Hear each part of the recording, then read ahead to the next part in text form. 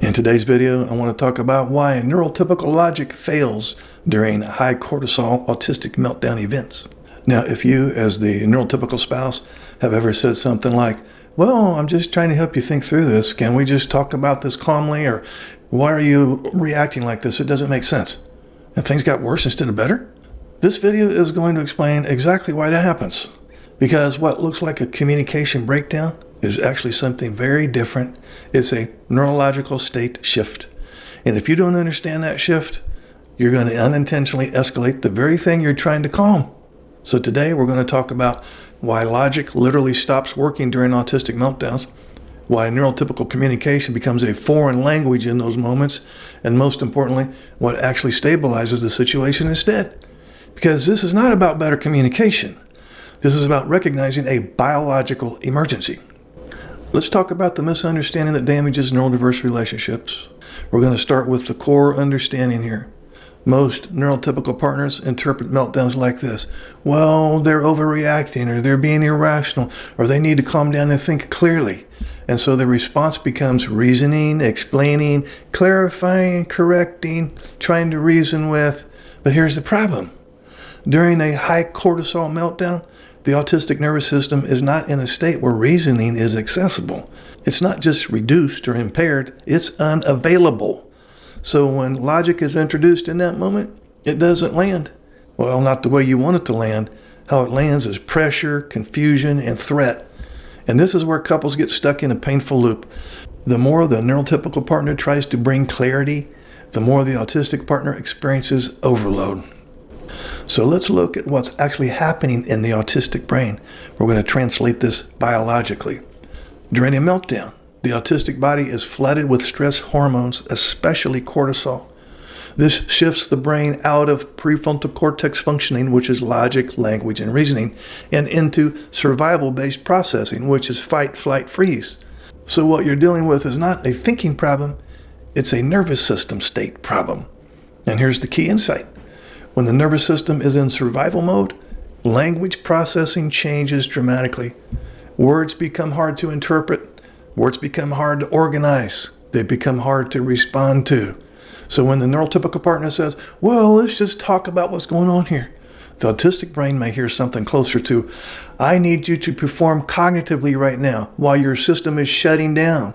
That creates an internal strain for the autistic person, and strain becomes escalation. Let's talk about why neurotypical logic feels like a foreign language to the autistic brain.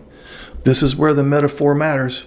During a meltdown, neurotypical logic becomes a foreign language, not because the autistic partner lacks intelligence, but because the brain is temporarily operating in a different mode.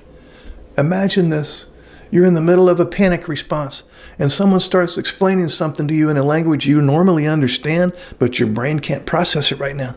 That's what it feels like. So when the neurotypical partner keeps talking, explaining, reasoning with, correcting, the autistic partner isn't thinking, oh, well, that makes perfect sense. No, they're experiencing overload, disorientation, panic. And here's the part that hurts both people. The neurotypical partner feels ignored, the autistic partner feels overwhelmed and attacked, and neither one feels understood. Now let's look at the accidental provocation cycle. We're going to walk through this pattern that most couples fall into. Step 1. The autistic partner becomes overwhelmed, often from buildup, not just that one moment. Step 2, the neurotypical partner tries to talk it through. Step 3, the autistic partner escalates. Step 4, the neurotypical partner increases effort, provides more logic, more explanation, more reasoning with. Step 5, the autistic partner becomes further dysregulated. Now here's the painful truth.